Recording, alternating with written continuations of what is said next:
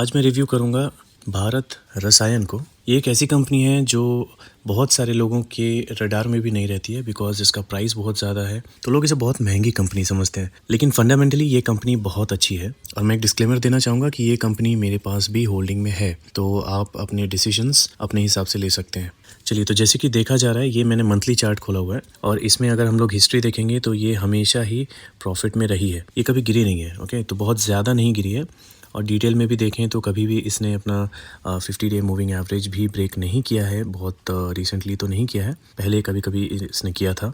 तो रिसेंटली इसने ऐसा कुछ नहीं किया था, बट अब जाके इसने अपना 50 डेज़ मूविंग एवरेज भी ब्रेक किया है और देखने से ऐसा लग रहा है कि ये 7-7,500 तक के लेवल्स तक जा सकता है।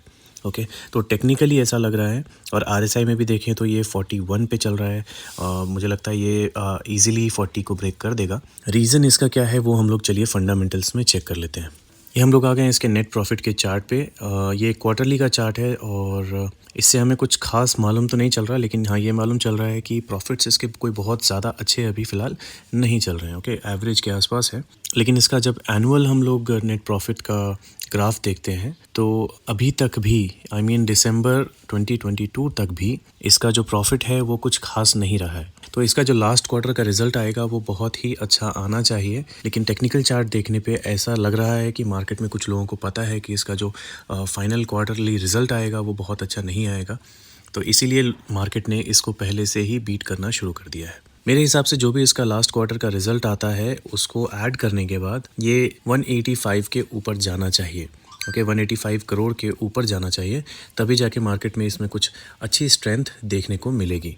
लेवल्स तो मैंने आपको बता ही दिए हैं कि मुझे ऐसा लग रहा है कि 7-7,500 तक ये गिर के वापस जा सकता है, पर अभी इसके थोड़े फंडामेंटल्स और चेक कर लेते हैं। मार्केट कैप इसका 3,638 करोड़ का है। ROCE ROE दोनों अच्छे हैं। फेस वैल्यू 10 चल रहा है, तो स्प्लिट तो देना चाहिए, बोनस देना चाहिए, स्प्लिट देना चाहिए, लेकिन जनरली ये कंपनी ऐसा कुछ करती नहीं है, तभी इसका प्राइस इतना चल रहा है। डेट टू इक्विटी रेशियो बहुत अच्छा है, 0.14 है। प्लेज इन्होंने 0.64 किया है जो कि ना के बराबर है।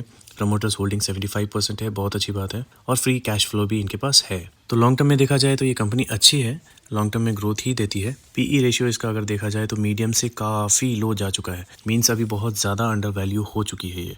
तो बाइंग के लिए एक अच्छी अपॉर्चुनिटी है, लेकिन कौन से लेवल पे बाई करना है ये डिसीजन हमको देख समझ के लेना पड़ेगा। कंपैरिजन अगर इसका किया जाए तो टॉपर जो है इस इंडस्ट्री में वो यूपीएल है, उसके बाद पीआई इंडस्ट्री है। अगर पीई के हिसाब से देखा जाए तो सबसे ज़्यादा वैल्यू पीआई इंडस्ट्री को ही मिली है और उसके बाद सुमिटोमो केमिकल। तो आप अगर यूट्यूब वगैरह में या न्यूज़ वगैरह में देखते होंगे तो बहुत सारे लोग ज़्यादातर सुमिटोमो केमिकल ही सजेस्ट करते हैं, बिकॉज एक स्मॉल कैप कंपनी है और बहुत ही फास्ट ग्रोइंग कंपनी है, तो इसीलिए इसका पीई हाई है अभी।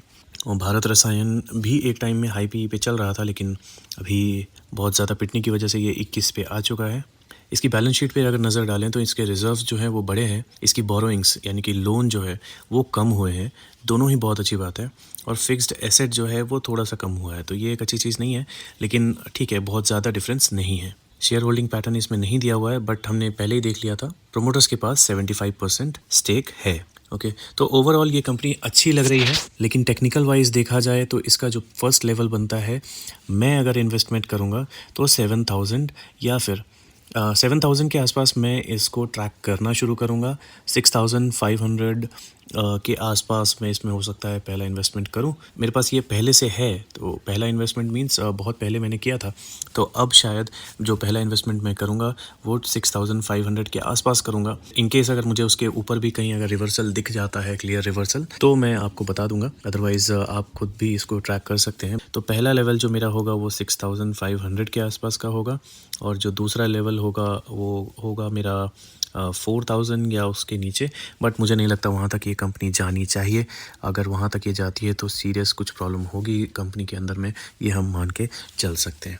ओके, तो बाकी अगर कुछ भी इसमें अपडेट आती है तो मैं आपको बता दूंगा। बाकी इसमें अगर हम लोग न्यूज़ में चेक करें तो यहाँ पे देख सकते हैं आप, इवेंट्स में ऐसा कुछ नहीं है। फाइनेंशियल रिजल्ट्स आए हैं। न्यूज़ में अगर देखा जाए तो नेट सेल्स वगैरह के बारे में लिखा हुआ है, नेट प्रॉफिट डिक्लाइन हुआ है, इसके बारे में लिखा हुआ है। तो नेगेटिव न्यूज़ ओनली प्रॉफिट की वजह से है। अदरवाइज़ ये कंपनी हिस्ट्री वाइज और टेक्निकल वाइज अच्छी है, फंडामेंटल्स भी अच्छे हैं, टेक्निकल्स भी अच्छे हैं। अगर आप इतनी महंगी कंपनी ले सकते हैं तो इसके बारे में आप प्लान कर सकते हैं। चलिए मिलते हैं नेक्स्ट वीडियो में।